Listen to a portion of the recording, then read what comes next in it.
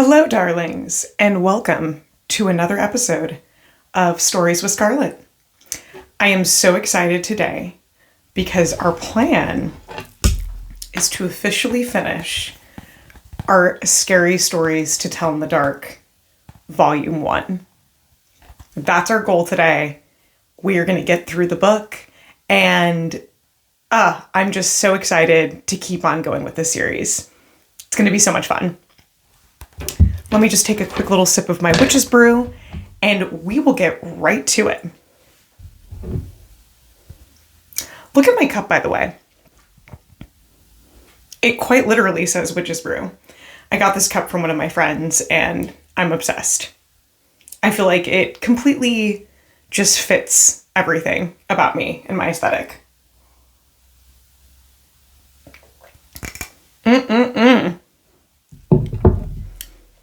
Ghost says hi, of course.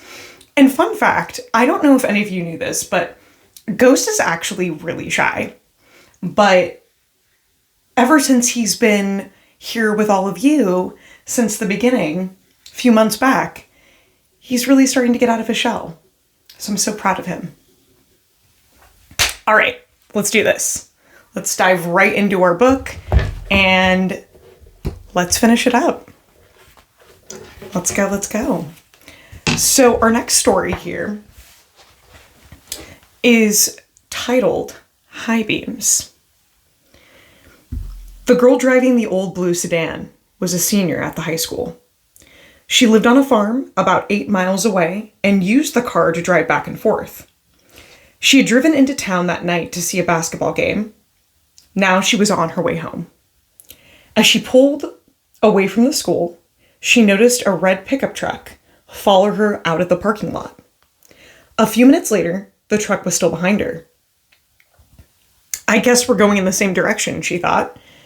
She began to watch the truck in her mirror. When she changed her speed, the driver of the truck changed his speed. When she passed a car, so did he. Then he turned on his high beams, flooding her car with light. He left them on for almost a minute. He probably wants to pass me, she thought, but she was becoming uneasy. Usually she drove home over a back road. Not too many people went that way. But when she turned onto the road, so did the truck. I've got to get away from him, she thought, and she began to drive faster. Then he turned his high beams on again. After a minute, he turned them off.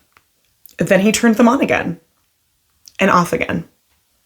She drove even faster, but the truck driver stayed right behind her.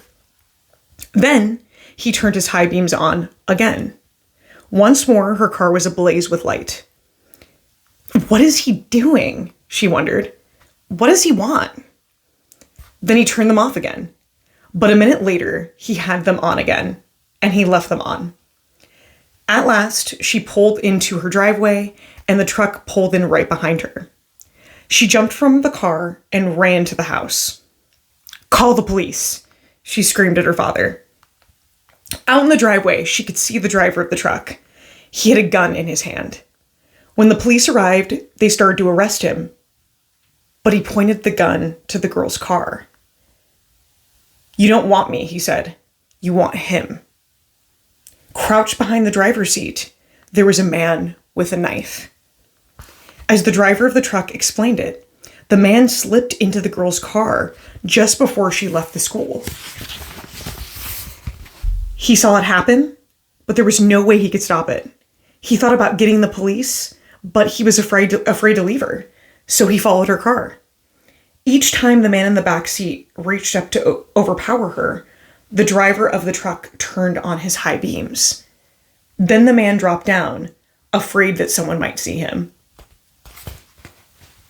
Oh my gosh. That man is a hero. That is wild and also so scary. That's why you have to be so aware of your surroundings, especially at night. Oh, just any time of day, really. Always be aware of your surroundings. But when you're going to your car at night, something that I do, I always look inside of my vehicle before I even get in my vehicle. because you just never know. In today's day and age, you gotta be on high alert. So, wow, that man saved that girl's life, and kudos to you, sir. Wow. That is absolutely wild. Those kind of stories spook me more than anything else. Like, whenever I see a movie and someone's just like in someone's car, like that's gonna get me every time. Every single time. Gosh, that's scary. But what a champ that man was to actually like do what he had to do to keep that girl safe. I hope that really good things happen for that man, because oh boy, he's a hero. All right. Our next story that we're going to just jump right on into is called The Babysitter. It was 9 o'clock in the evening. Everybody was sitting on the couch in front of the TV. There were Richard, Brian, Jenny, and Doreen, the babysitter. The telephone rang. "Maybe it's your mother," said Doreen. She picked up the phone. Before she could say a word, a man laughed hysterically and hung up. "Who was it?" asked Richard. "Some nut," said Doreen. "What did I miss?" At 9:30, the telephone rang again. Doreen answered it. It was the man who had called before. "I'll be there soon," he said. And he laughed and hung up. "Who was it?" the children asked. "Some crazy person," she said. About 10 o'clock, the telephone rang again. Jenny got to it first. "Hello?" she said. It was the same man. "One more hour," he said, and he laughed and hung up. He said 1 more hour. What did he mean? Asked Jenny. "Don't worry," said Doreen. "It's somebody fooling around. I'm scared," said Jenny. About 10:30, the telephone rang once more. When Doreen picked it up, the man said, "Pretty soon now," and he laughed. "Why are you doing this?" Doreen screamed, and he hung up. "Was it that guy again?" asked Brian. "Yes," said Doreen. "I'm going to call the operator and complain." The operator told her to call back if it happened again, and she would try to trace the call. At 11 o'clock, the telephone rang again. Doreen answered it. "Very soon now," the man said, and he laughed and hung up. Doreen called the operator. Almost at once, she called back. "That person is calling from the telephone upstairs," she said. "You better leave. I'll get the police." Just then, a door upstairs opened. A man they had never seen before started down the stairs toward them. As they ran from the house, he was smiling in a very strange way. A few minutes later, the police found him there and arrested him.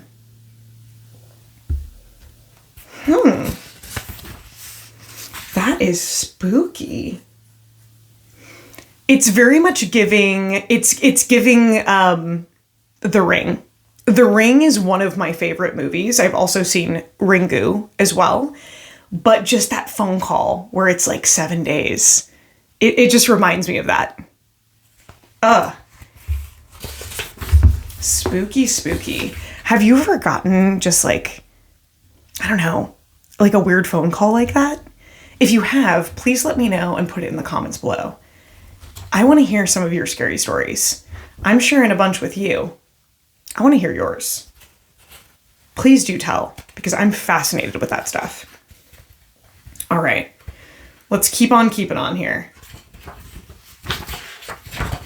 We've got a couple additional pages. As you all know, I've been kind of like skipping certain pages where there's like different chants or songs or things along those lines. There's even some nice little poems here too. But I've been just going straight to the stories. So I can't say enough good things about this book. This book left such an impression on me when I was younger. So highly, highly recommend getting yourself a copy because it's worth it. All right. Well, before we get into this, let's just take a sip of our witch's brew, because all these creepy men are really starting to scare me.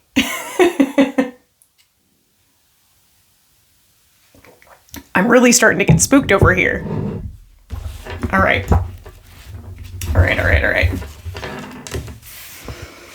For our next story, it's called The Viper. A widow lived alone on the top floor of an apartment house. One morning, her telephone rang. "Hello," she said. "This is the Viper," a man said. "I'm coming up." Somebody is fooling around, she thought, and hung up. A half hour later, the telephone rang again. It was the same man. "It's the Viper," he said. "I'll be up soon." The widow didn't know what to think, but she was getting frightened. Once more, the telephone rang, and again, it was the Viper. "I'm coming up now," he said. She quickly called the police. They said they would be right over, and when the doorbell rang, she sighed with relief. "Ah, they're here," she thought. But when she opened the door, there stood a little old man with a bucket and a cloth. "I am the Viper," he said. "I wish to wash and wipe the windows."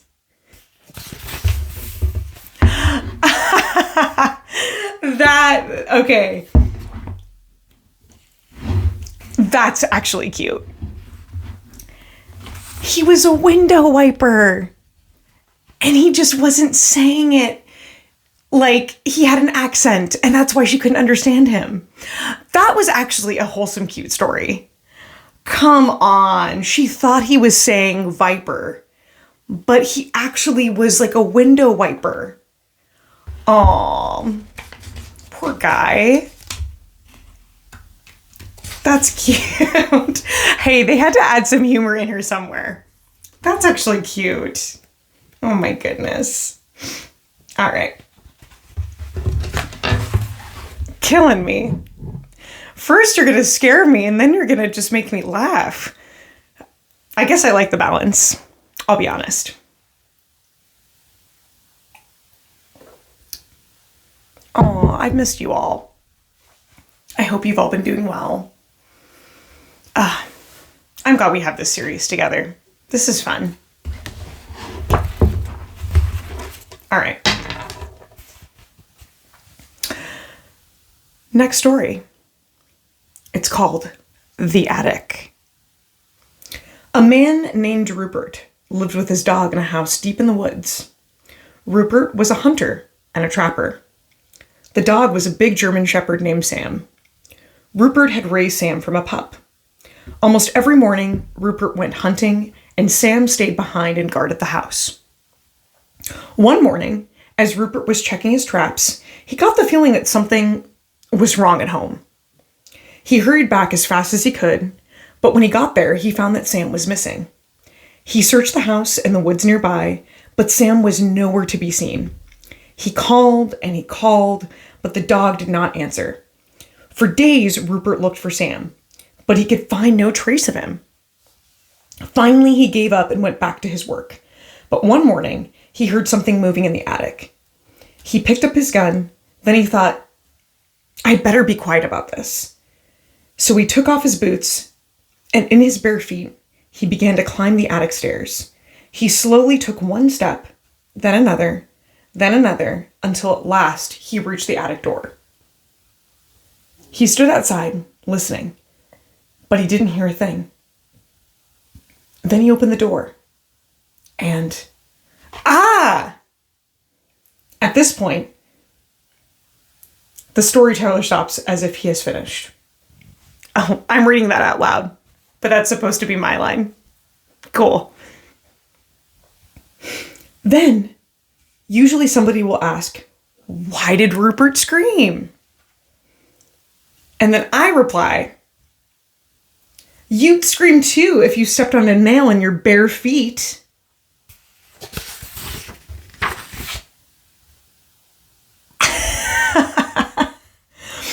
Okay, are these just becoming more comedic as time goes on? Is that what we're doing now? Because I like it. I really like it.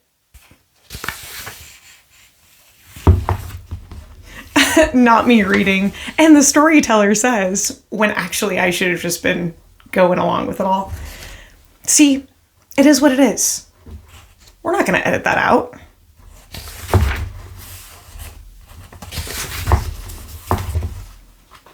Okay. All right. This is kind of wild. We've got a few stories left. This feels weird. This book has become a part of me. Just bury me in this book, will you? All right. Let's take a sip of our witch's brew, and we'll get right back to it.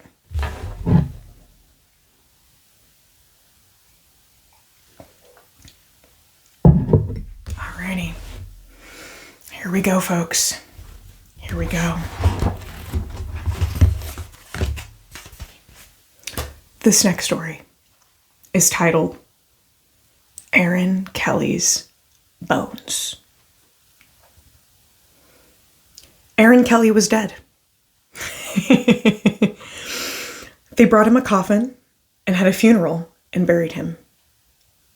But that night, he got out of his coffin and he came home. His family was sitting around the fire when he walked in. He sat down next to his widow and he said, "What's going on? You all act like somebody died. Who's dead?" His widow said, "You are."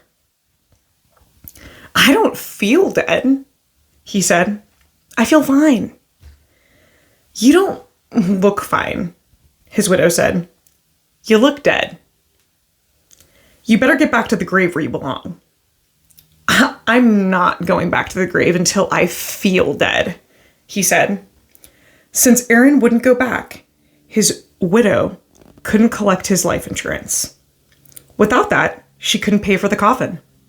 And the undertaker said he would take it back. Aaron didn't care. He just sat by the fire,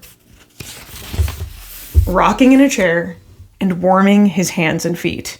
But his joints were dry and his back was stiff, and every time he moved, he creaked and he cracked. One night, the best fiddler in town came to court the widow. And since Aaron was dead, the fiddler wanted to marry her. The two of them sat on one side of the fire, and Aaron sat on the other side, creaking and cracking. "How long do we have to put up with this dead corpse?" the widow asked. "Something must be done," the fiddler said. "This isn't very jolly," Aaron said. "Let's dance." The fiddler got his fiddle and began to play. Aaron stretched himself, shook himself, got up, took a step or two, and began to dance, with his old bones rattling and his yellow teeth snapping and his bald head wagging and his arms flip-flopping. Around and around he went. With his long legs clicking and his knee bones knocking, he skipped and pranced around the room. How that dead man danced. But pretty soon, a bone worked loose and fell to the floor. "Look at that," said the fiddler. "Play faster," said the widow. The fiddler played faster. Crickety-crack, down and back, the dead man went hopping, and his dry bones kept dropping. This way, that way. The pieces just kept popping. "Play, man, play," cried the widow. The fiddler fiddled, and dead Aaron danced. Then Aaron fell apart, collapsed into a pile of bones. All except his bald head bone that grinned at the fiddler, cracked its teeth, and kept dancing. "Look at that," groaned the fiddler. "Play louder," cried the widow. "Ho ho," said the head bone. "Ain't we having fun?" The fiddler couldn't stand it. "Widow," he said, "I'm going home." And he never came back. The family gathered up Aaron's bones and put them back in the coffin. They mixed them up so he couldn't fit them back together. And after that, Aaron stayed in his grave, but his widow never did get married again. Aaron had seen to that.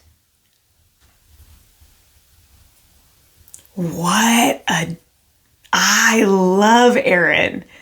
What a cool guy. Wow.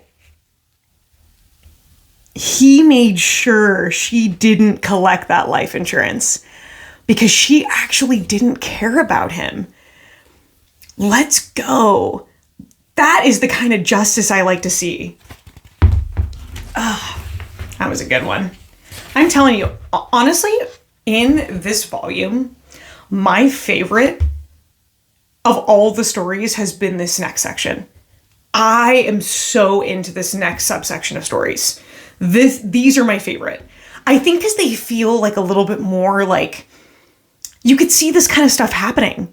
And they did mention that in the book. This is more like kind of closely tied to more real life scenarios.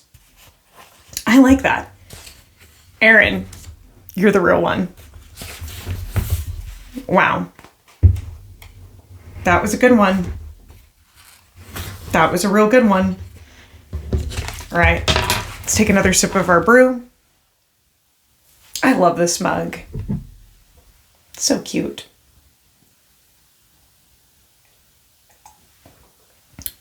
How you doing, sweetie? All right. We've only got a couple stories left in this volume. My heart. My little black heart. All right. This next story. Wait till Martin comes. An old man was out for a walk. When a storm came up, he looked for a place to take shelter, and soon he came to an old house. He ran up on the porch and knocked on the door, but nobody answered. By now, rain was pouring down. Thunder was booming and lightning was flashing. So he tried the door. When he found it was unlocked, he went inside. Except for a pile of wooden boxes, the house was empty. He broke up some of the boxes and made a fire with them. Then he sat down in front of the fire and dried himself. It was so warm and cozy that he fell asleep. When he woke up, a black cat was sitting near the fire. It stared at him for a while, and then it purred. That's a nice cat, he thought, and he dozed off again. When he opened his eyes, there was a second cat in the room. But this one was as big as a wolf. It looked at him very closely and it asked, "Shall we do it now?" "No," said the other cat. "Let's wait till Martin comes." I must be dreaming, thought the old man. He closed his eyes again, then he took another look. But now there was a third cat in the room, and this one was as big as a tiger. It looked the old man over and it asked, "Shall we do it now?" "No," said the others. "Let's wait till Martin comes." The old man jumped up, jumped out the window, and started running. "When Martin comes, you tell him I couldn't wait," he called. Okay. I love a cute cat story. It's one of my dreams to rescue a black cat one day. It's going to happen for me. It's going to happen. I'm going to manifest it. I want to rescue a black cat so badly. All right. I think this might be... Yeah, I think this is our last little... It's a very short story. Before we get to the notes, the notes, the credits, the sources, the bibliography, and all that jazz. Wow. I can't believe it. All right, well, let's take one more sip of our witch's brew. And then let's finish this book off. Wow. I've really enjoyed just reading this book with you all. This has been really, really fun for me.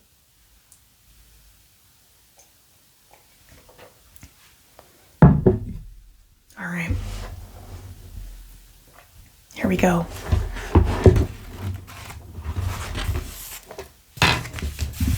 And for our last story, this one is called The Ghost with the Bloody Fingers. A businessman arrived at a hotel late one night and asked for a room. The room clerk told him the hotel was all filled up. "There's only one empty room," he said, "but we don't rent that one because it is haunted." "I'll take it," said the businessman. "I don't believe in ghosts." The man went up to the room, he unpacked his things, and he went to bed. As soon as he did, a ghost came out of the closet. Its fingers were bleeding, and it was moaning. Bloody fingers, bloody fingers. When the man saw a ghost, he grabbed his things and ran. The next night, a woman arrived very late. Again, all the rooms were taken, except the haunted room.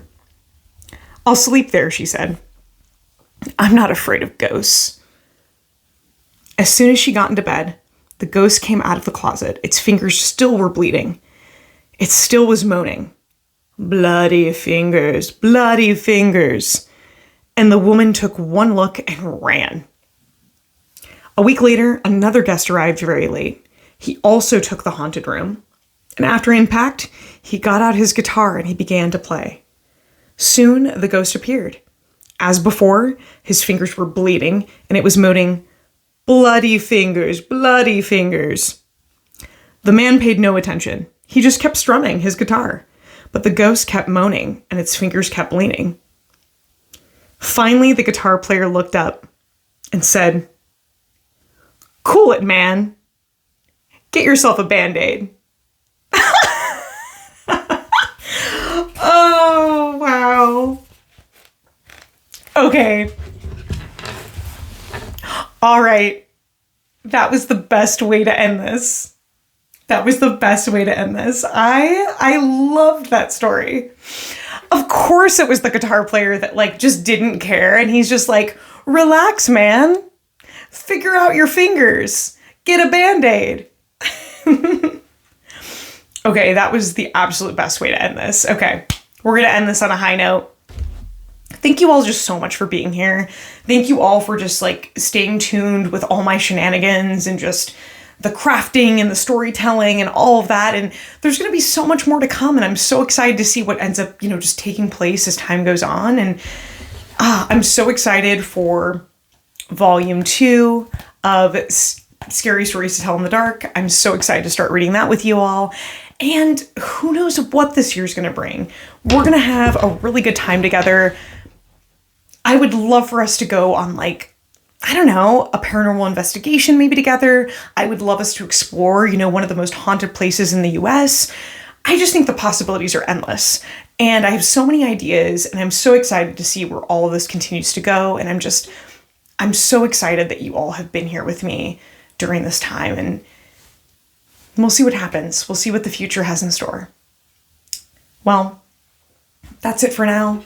I hope you have a beautiful rest of your day. And I'm so excited to see you next time. All right. Bye.